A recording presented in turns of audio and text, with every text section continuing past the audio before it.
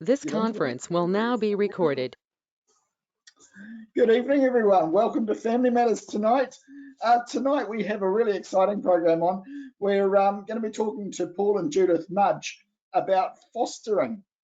Paul and Judith have 3 young children of their own, and as well as bringing up their own children, they've chosen to be a blessing to many more babies and young people that have come through their home as foster children. And Paul and Judith are going to share tonight how to get involved with fostering children and the trials and the blessings that they've experienced with their family and their experiences of fostering.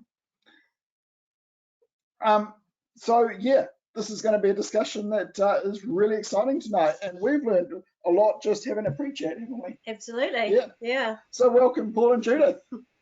Good to have you with us. Nice to be here. Yeah, nice to be here. Thank you for inviting us. Cool. Just wonders, let's start with a prayer.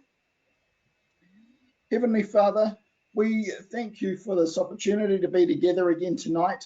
We thank you for the technology that we can share and we can be able to share this around New Zealand and around the world. And we pray that as we discuss fostering tonight, as we discuss the lives of some beautiful young people that you have seen come into this world, we pray that the discussion that we have will be one that strengthens us and encourages us to be able to care for some of those children, to be able to pray for them, to be able to love them, and to give them hope and opportunity, and to be able to share you with them. Please be with us tonight, guide our discussion, we pray, and help us to honour you in all that we do and say. Through Jesus Christ. Amen. So I thought for a reading tonight we'd do just read one verse from James, which I thought was quite appropriate. And it's from James chapter 1, verse 27, and it reads this: "Religion that God our Father accepts as pure and faultless is this, to look after orphans and widows in their distress, and to keep oneself from being polluted by the world." So I thought with that introduction, yeah, welcome again. Thank you. So tell us a little bit about your family, your biological family. What children have you got, and what are their ages? Well, as you said at the start, we've got 3. The oldest is Jacob, who is 10, Emily is 9, and Asher is 7. Okay, so yeah, it's quite a neat family you've got. What is fostering? Let's just step right on the deep end. Well, we're transitional foster parents. So we work with Oranga Tamariki, previously known as SIFs. And basically our role as transitional foster parents is to give children a home if they need to be uplifted from their family for some reason. And until the long-term plan is sorted out. So in theory, ideally, Paul and I's job would be to take a child in for a weekend, maybe a week or two, just while Oranga Tamariki checks out potentially grandma and granddad or auntie and uncle and confirms that, yes, this is a safe home for the child to move to and they can move on. Because our world is slightly less than ideal, we've never had a placement that's been any shorter than 4 months. Okay. Usually. What is the difference between the temporary fostering and the more long-term? It's just that the longer-term fostering is an ongoing thing, or is that a short-term thing as well? To some degree, they overlap. As you know, we had our last little boy for 2.5 years, which definitely wasn't short-term.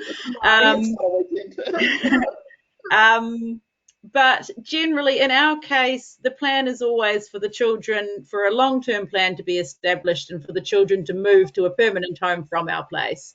Whereas a family open to permanency, or home for life as it used to be called, would be, working on the assumption that that child was likely to stay with them forever. It sometimes doesn't work out like that, but that's the main difference. The last little boy that we had with us recently has just moved to a home for life placement where hopefully for him, I really do hope, he'll stay there, until he's grown. They'll be his family. Oh, lovely. So what got you into fostering? What was the motivation? Well, we had a little bit of space at the time. At the time, we had a spare bedroom. Now we don't, but we've moved in between, and it seemed like something we could do that needed to be done. You often see things out there and think someone should do that, and kind of had a moment of realization that we are actually somebody. We could. It also seemed like a very sensible thing to do for our children. Like probably everyone here, we're ridiculously blessed in that we have so much. Our children have so much, everything they want and everything they need, and a lot of things they want. It seemed like a good way to teach them that it's our responsibility to share that with other people who need it. Like I said, at the time we had a spare bedroom. It seemed, that was something that we had available to share. And it also felt like the right thing to do morally. I was quite influenced by the fact that I know as Christadelphians, we, for example, tend to be, my own feelings on it are complex, but we tend to be anti-abortion. We think that potentially someone in the position of our last little boy's mother when she was expecting him, the right thing for her to do would be continue with that pregnancy and have him. What we often don't tend to think about is what happens then. A lot of the children born into those situations, some of them may be adopted out to loving homes, and that's wonderful. Others of them, maybe they'll just be an unexpected surprise, but their family will cope and learn to love them, and it will have a happy ending that way.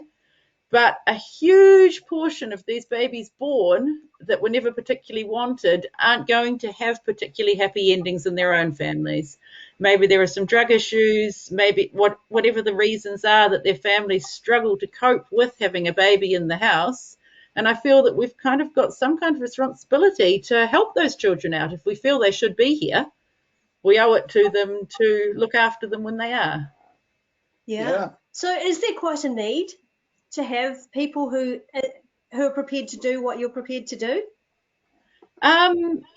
There seems to be plenty of children in foster care. I have a good friend who does drug addict, her main specialty is looking after drug addicted babies. They come to her when they're usually very newborn, usually very, very addicted to whatever substances their mothers were using at the time.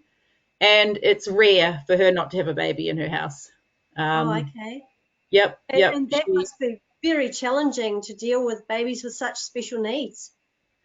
Yeah, she's a very special person, and she has a very flexible job, and she works from home, and she's very used to a lot of crying. She's a baby wearing consultant. She just pops the babies in a sling and walks around with them, and she's a wonderful person, and what she does is incredible. But yeah, our last little boy, who I know most people here I think have met, I'm not naming him on purpose because this recording will be out there. Our last little boy, he was born very, very addicted to drugs, and she said he just screamed for 3 days solid, would hardly take a bottle. They were about to take him to hospital to put him on a drip when he finally decided to calm down a little and take a bottle, but it's something else. And how did you find that? Because you obviously had him for 2.5 years. How did that work for you as far as the addictions and things went? Well, we didn't get him till 10 months old, so he had been, well weaned off that by then. And in general, there was didn't appear to be any obvious side effects. I'm sure there probably was or could and still could be, but he was a pretty normal little boy, which was very lucky. Yeah, that's great. Yeah. Yeah.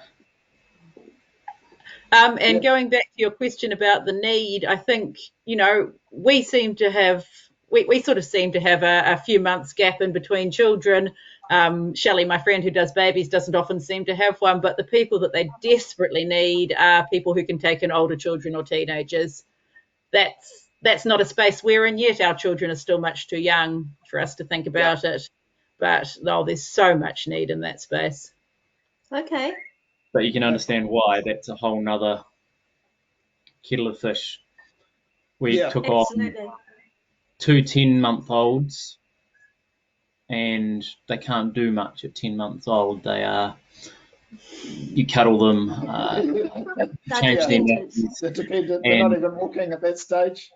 Yeah. feed them Yeah. and care for them. It's not rocket science. And even the 3-year-old that we did have was markedly more challenging than 2 10-month-old, and I can imagine, based on the behaviour of our 7, 9, and 10-year-olds that have been brought up in a pretty stable environment, having kids of that age and older that have had very troubled upbringings would be incredibly difficult.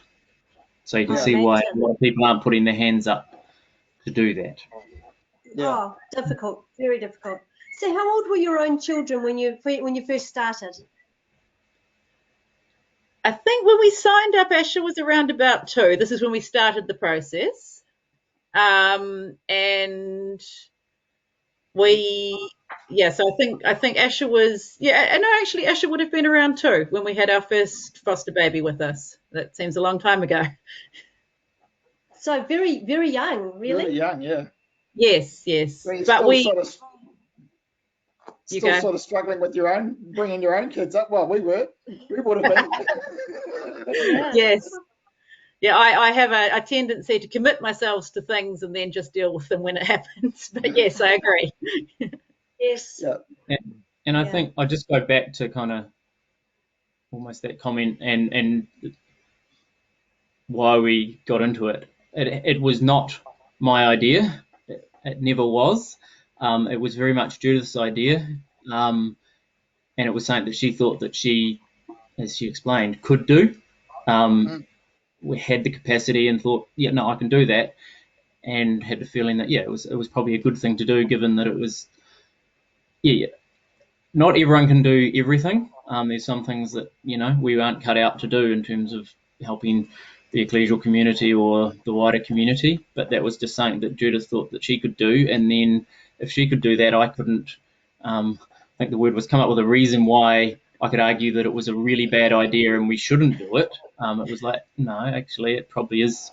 If you're committed to be able to do the lion's share of it, which she has, it was like, that's something that I can support and do my bit as such. And obviously, in any family situation, you're going to have a mum and a dad, and you are both part of it. Whether, when one person gets into it, when Judith's into it, you're obviously. It does affect both, yes. You're still a dad in the house, aren't you? Still a father. Yeah, and that's what I've said before is once you have a child that's there and it needs caring for and looking after, then you just do it. So once you've made a decision that we're going to do this and a child turns up, when you arrive home from work, you just do it. So once you've made that decision, which is made in a rational state, without anything, then you are put in the situation where it's the heat of the moment and you just have to. And it's not actually hard in that sense because there's a living human being that you need to look after. Yes. So you just said, you arrive home from work and there's a baby. How much notice do you get? Well, I mean, with a baby, you get sort of 9 months notice, but obviously with a foster child, it might be a little less than that. Yeah, I think the most notice we've had was with our last wee boy, and I think we had a couple of days then. It was only because his transfer was slowed down. I think the quickest we've had was 6 o'clock that evening, and then an hour later, a wee girl turned up on our doorsteps, basically stark naked because she'd been in the bath when the police did a drugs raid on her home. Wow. Oh, wow. Yeah, poor wee Dot. And no, so she turned up. Basically, Oranga Tamariki had just been told this raid is happening and we suspect there may be children at the house. So they'd called us in advance to say, these are the children that we understand live there. Would we be able to place any with you if necessary? We said, yep, sure, okay, and turned up an hour later. Wow. Wow. And how long did you have that young one for? She stayed with us. 6. I don't think it was quite 6 months. I think it was more like 5 months. Yeah. Okay. Yeah. So you get no chance to prepare or anything like that. You just dump straight into the deep end with it. Yes. And with no indication of how long it could be. Like they always say, oh, it might be 5 days or something, but they have no idea because they went in like this case, I think it was drugs, and do this and know that there could be children in the house and it's not suitable for them to be there. And then Yes. they take them out, and I don't think the police do it. And then Arama Tamariki come on board and go, okay, now we need to figure out if there's someone within the wider whānau that this child can go to. And in an ideal world, it's like, oh, yeah, they've been uplifted, the parents were not suitable or in a really bad space at that time, and then they could go to grandma and granddad or auntie and uncle, and it could happen quite fast if they're stable members of society, and they can go there. But in all, well, two out of 3 cases, they really struggled to find suitable people within the family. And the first one did actually work almost like clockwork. It was they came to us, they did a thorough search and found it was a great aunt and great uncle that were very, very good. One of them was a teacher and one of them was something else, and they seemed to be in a very good position to be able to take on this child and some others, I think, his siblings, and that worked very well. But even then, that took 4 months for them to organise. I think they struggled to find great aunt and uncle initially. It never seems to happen quite as fast as you'd like it to. No. Okay. Yeah. And I take it with the speed with which it happens when it does. You don't get a choice as to who you want or how long you want to have them or anything like that, do you? It's just no, but my social worker knows me quite well, and she knows our parameters. So we do only take younger children at the moment. We want them to be younger than our children, and so she's definitely asked a few times about older children when they've been struggling, but they're happy for you to decline. And again, if you choose to just take one particular gender in, that they know that and know that if you take in little boys, they won't call you up about a little girl who needs a home. So they're pretty good at working with what works for you. Okay, that's good. Yeah. So how did your own children cope with it? How did they deal with it? They've had a variety of reactions. It's been very reflective of their own personalities, to be honest. The little girl we mentioned that turned up late one night, she was very close in age to Asha at the time that she came to us, and many people here met her. She had some really challenging behaviours. The poor wee Dot, she'd had 3 years of she'd been bounced around a lot. I think she had been in 6 homes, various homes before us. She'd been in foster care before and then bounced back to whānau care. And she worked out quite quickly that tormenting Asha was a very good way to get a reaction. And our Asha is hardly perfect. And his response tended to be to hit back. Which of course you couldn't let go. So in some respect, that was definitely our hardest placement. And we learned our lesson firmly and clearly then that we needed a bigger age gap between our children and foster children that we take on. In other cases, it's been incredibly positive. Jacob really loves little children. He's always been very good with them. And particularly with our last wee boy, he had a really, really close relationship with him. They were just like 2 brothers, really, and to the point where I started worrying the other direction. I knew that he wouldn't be with us forever, and was really getting quite worried about what Jake's reaction was going to be when our little boy moved on. It would be sort of like losing a brother. And at that point, we didn't know what the plan was for him. We were hopeful that he'd be going to a lovely, safe, happy home, but we didn't know that for certain. And I don't know what I would have done if I was put in a position where I couldn't hand on heart tell Jacob that I knew our wee boy was somewhere safe and loved. Yes. Thankfully, we didn't end up there. He has moved to a lovely, lovely home, wonderful Christian family. We've met them. We've spent a lot of time with them. Jacob and their son get on very well, and Jake's coped with that transition a lot better than he could have. Nice. But it was definitely a concern for me at the time. Yes. Again, comes down to personality. Our Emily is very resilient, very happy to welcome children, and very resilient when they move. So she's never particularly given me worries. It very much depends on the children.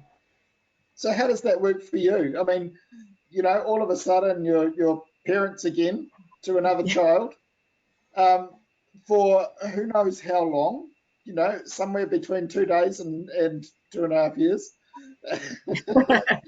or whatever. Yeah. You're building a relationship, but you don't want to build it too far, or do you? How does building a relationship go with a child like that, where you don't know when D-Day is? Yeah. Well, to some degree, it happens organically, because when you're learning about a child, even a little child like 10 months, like our last wee boy was when he moved to us, you're learning about them and they're learning about you, and we've just really kind of taken it as it comes and let it evolve organically. Oranga Tamariki don't sort of encourage or disencourage you to avoid using, titles like mum or dad or something like that. I held back from that for a long time. I knew it was going to be very, very hard to say goodbye to a child who knew me as mum. And I think it was almost for myself more than anything that I didn't refer to myself as mum to our children. Our last wee boy, I didn't really have a hope anyway. He was learning to talk at our place, and I was mum as soon as he could talk, and it was fine. I kind of figure you can't welcome a child into your home and give them a loving home without loving them. And we've just worked with it.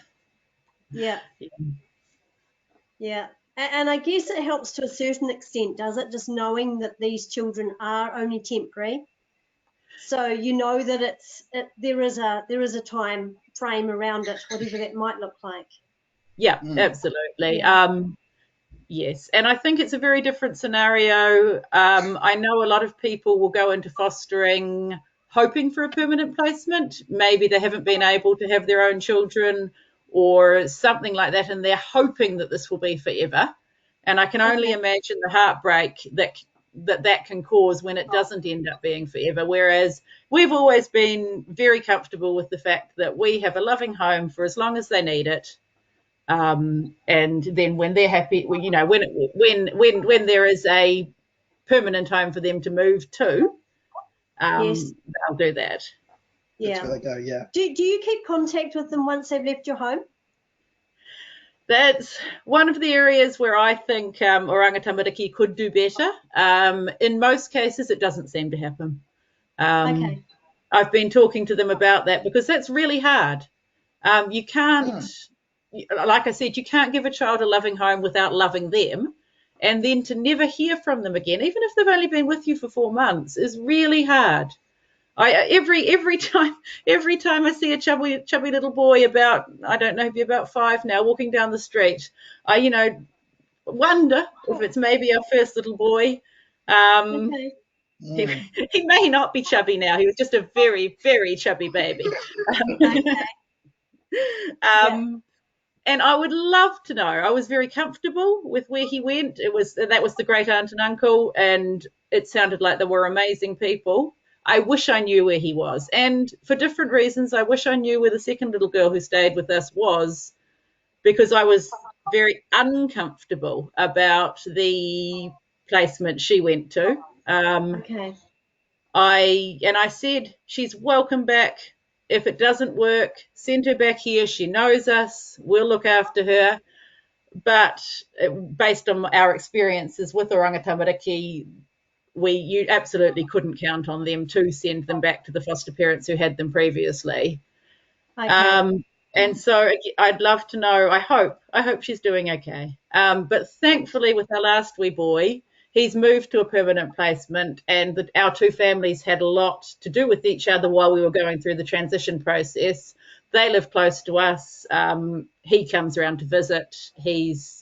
I know he's very, very happy with them, and we see plenty of him. And the plan is we'll be in his life forever. So that's That's really, exciting. yeah, Yeah. that's Really how nice. it should be. It really is. Yeah. Yeah. Yeah. Just lovely. How do you get involved in this?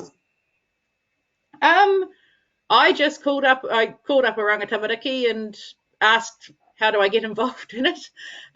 They sent us an awful lot of forms to fill out. Got a lot of references. If anyone's thinking about it, warn your referees in advance. I didn't really, and they have to do an awful lot of work, it turns out. Okay. No references, and then they do all the things that you'd expect them to do, checking a family to take in a child. So police checks, doctor's appointments, a very, very long interview where they ask you all kinds of personal questions, and a very thorough home check to check that your house, that they're comfortable, that your house is safe. So it takes a long time, Yes. but none of it's particularly challenging. It's just a lot of hoops to jump through. So And a you little say bit it of, took a long time. Oh, sorry, Paul. I'd say, and some training. I can't remember Yes, that, that's but right. we went to a couple of days or something, and yeah. So jumping through hoops to make sure that the families that the state, I guess, is placing children in are as safe as they can deem from going through all of that process, so that Yes. there are less of the Yeah. stories in the news of foster children Yeah. being in bad places. Yeah. It was pretty thorough. Yeah. Yeah. So you said it takes time. What sort of time does that? What time did it take? How long did it take you? Like, is I this think a week or a couple of weeks or? No, I think we worked out it was a year from starting the process to getting approved. There were some reasonable gaps in between while they processed things. About a year later. And the minute we were approved, we got a call the next day, I think, about our first wee boy. Oh, quick, approve them. You need them tomorrow. Basically. Yeah. Wow. Okay. So have you had any real highlights? Like, of having a foster child and, like all of it, I don't know, a highlight where all of a sudden, here's this love or this breakthrough or something like that? Well, with our last wee boy, it was more along the lines of raising one of your own children. There were countless highlights along the way. He's the most adorable wee child ever. You couldn't not love him. And so there's plenty of highlights there that I could talk about, but they would just sound very much like the highlights anyone would tell you about raising a baby. Thinking particularly in terms of fostering, the first wee boy we had, he came to us at 10 months old.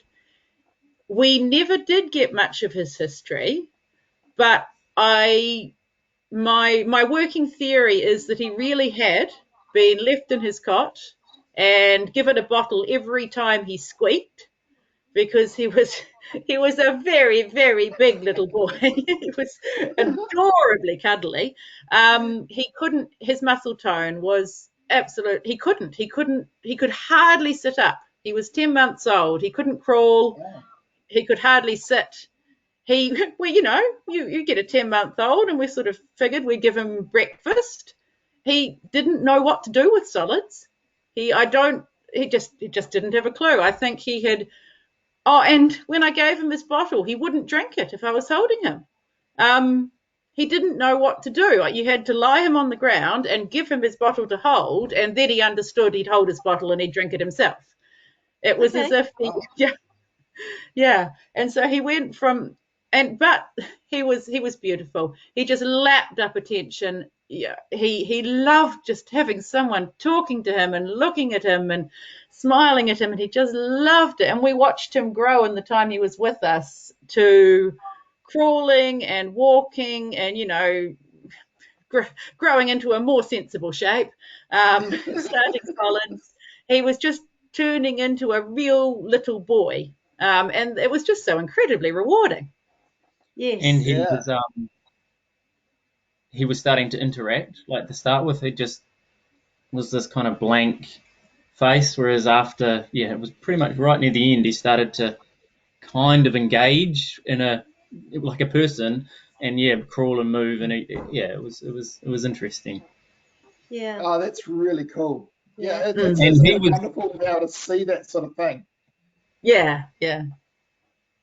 So they will have come from challenging backgrounds. Do you see much challenging behaviour with the little ones? It varies. Our first wee boy, his behaviour wasn't challenging as much as he just had so far he had to go, so much he had to learn. The little girl we've mentioned who was with us next, yes, she had all kinds of challenging behaviours. She was she was just a scared, confused little girl making her way in the world. It's very hard you could never call the behaviour naughty. She just really, in her mind, she'd been happy with her daddy. And then in the blink of an eye, she'd been moved to our place, and she very much wasn't happy here. And as you would do if you were 3, blamed us entirely for the fact that she was here. And was basically just dealing with the world in the only ways she knew how, which definitely was interesting to work with. Okay. And she was, what was it, showing the classic, what was it, disorganized attachment. Yeah. It was just incredible. Like, there was the one thing that I can remember us teaching us there was 4 different ways, I think it was, that they behave, and she was just textbook for this disjointed attachment. And it was interesting. She had just been, to 3 years old, I think she'd been in control, left to herself to organise her life. Yep. And cook her toast and do whatever she needed to be done. Wow. And then to come to an environment where there were some rules, not everything went, and it was obviously a rather large shock to the poor wee thing. Yeah. And you could just see that she had been in a situation where she had to look after herself, and it was really challenging for her to adjust to the fact that she was in a family where we were starting to take the reins. Yeah. So when you've got foster kids, just another question I've been quite interested in is are you allowed to take them to Sunday school or to do Bible readings with them, or say prayers, or if that's a natural part of your family, which I know it is, are you allowed to share that with them? I can't recall ever being told that we weren't supposed to. So they have been just part of our normal family, as per what we do. Yeah. In pretty much every respect of how we live. Yeah. Yeah. And I know there have been cases where biological parents have been concerned about children attending church, for example, and they tend to, in those cases, they'll try and focus very much on what's best for the child, but in a transitional placement like ours, they probably would move the child at that point. But our experience has been, my social worker knows very much our lifestyle and that we go to church every Sunday and so on and so forth, and they've been very comfortable with that. Our last little boy's parents, actually, because he was with us so long, I had more to do with them, and they were actually very, very happy to hear that we were Christian. Okay. Which I liked. It was a connection with them. You know, we didn't have a lot of similarities in life, but I was pleased that they were happy with that. Yeah, Mm. yeah. So if anyone's thinking about being a foster parent, what does it take to be a foster parent? It's a little like Paul was saying before, in terms of you just do roll with the punches. So you'd be surprised, you know. It's never been any one big step.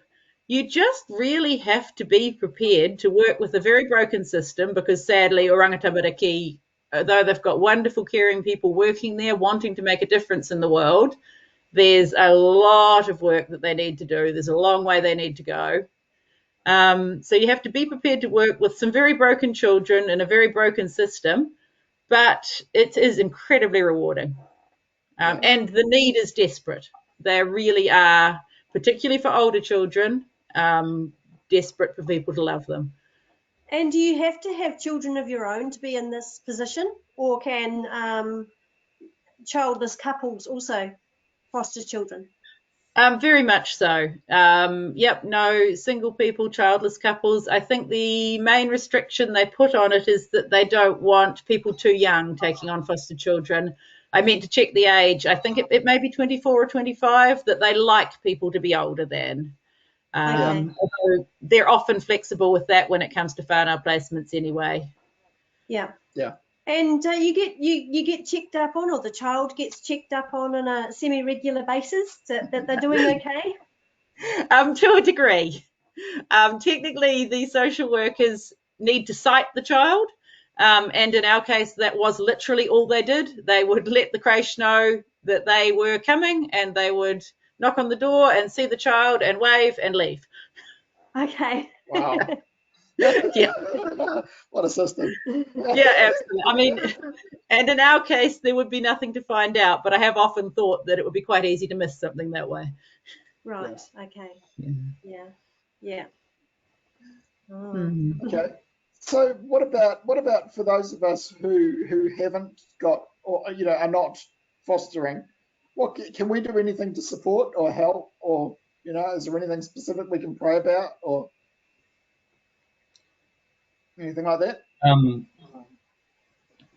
I think the main thing, and it's been great in our ecclesia and in our family, in that it's just treat us and the foster child as they are a temporary addition to the family, to the ecclesia, to the Sunday school for a period of time, and just treat it like that. I think and that's been the case, and it's been great.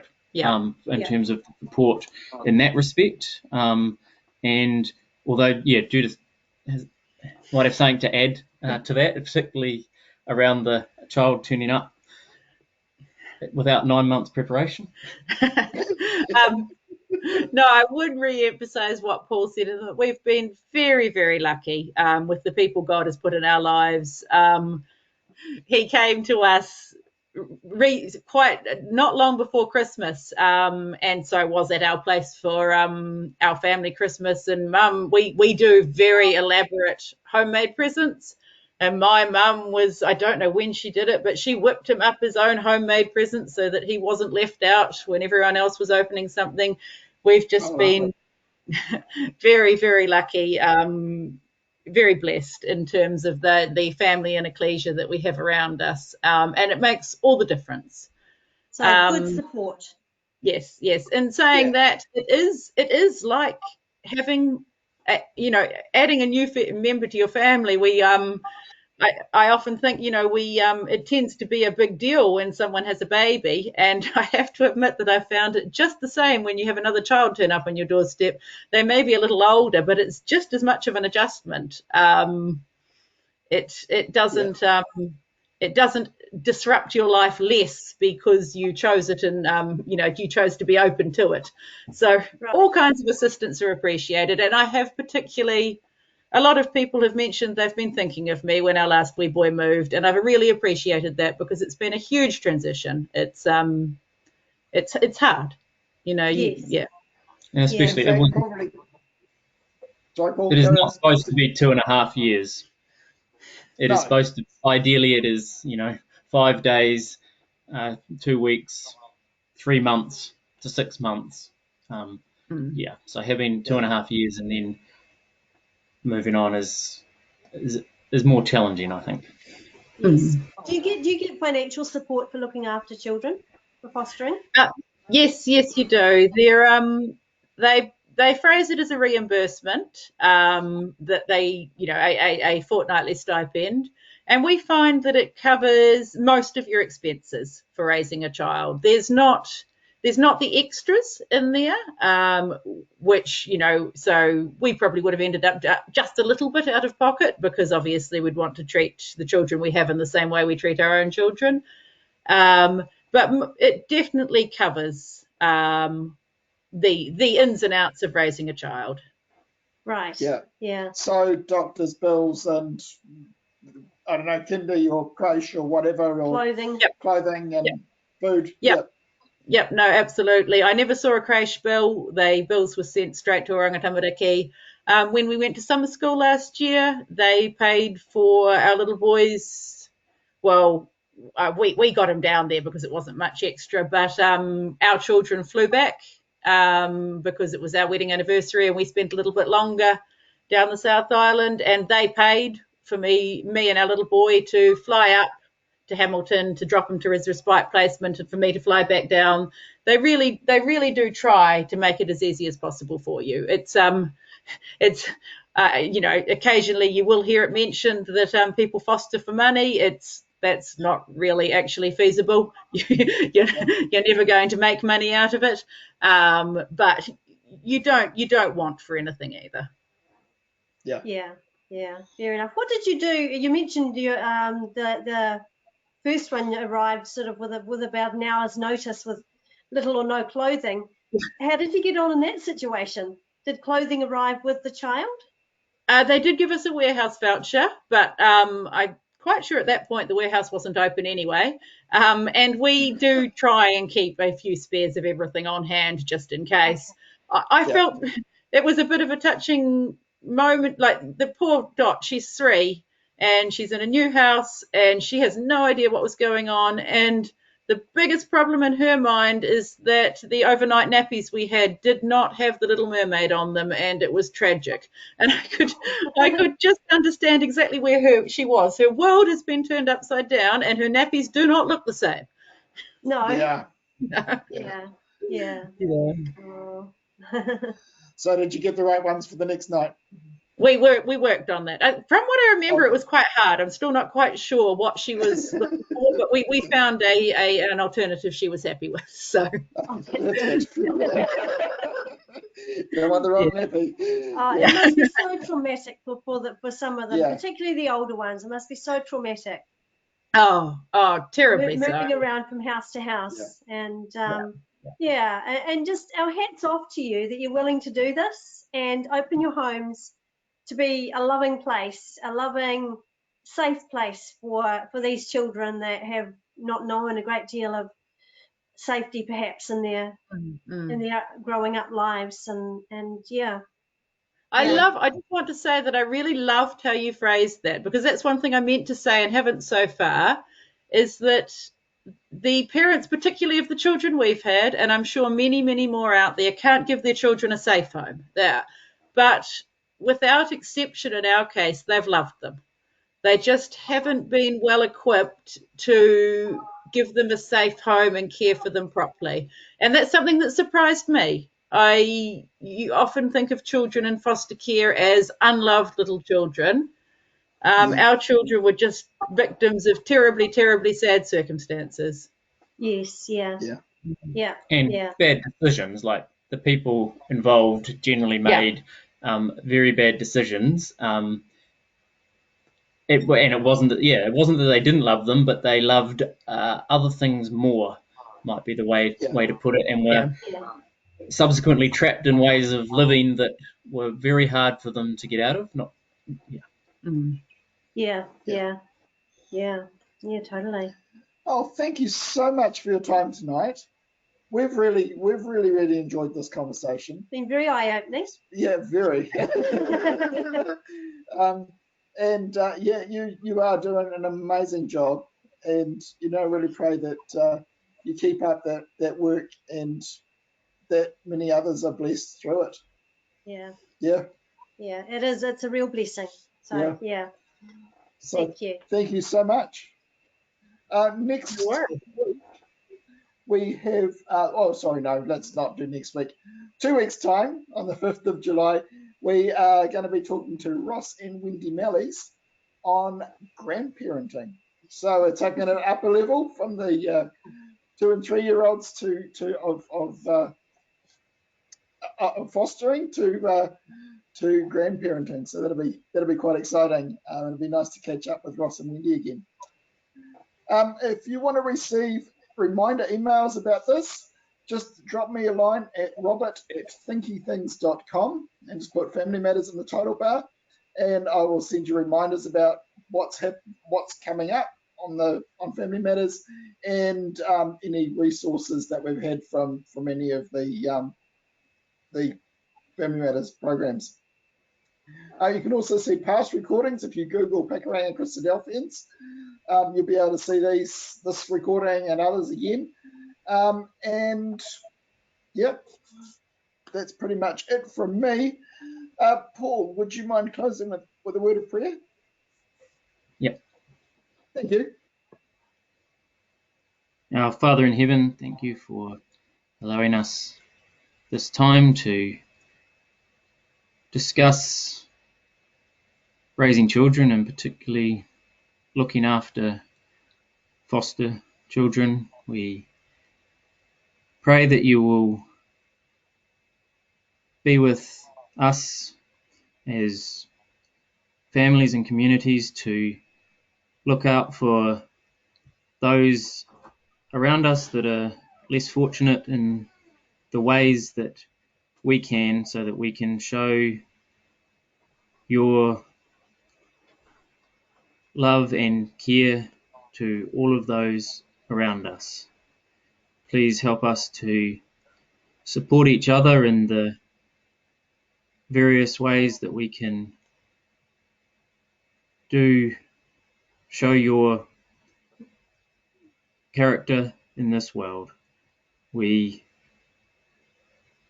earnestly pray for the time when your Son returns and there'll be no need for fostering and other things like this, because the world will be once again perfect as you intended it to be. So we pray for that time. We pray that you'll watch over us all this evening, and we ask this prayer in Jesus' name. Amen.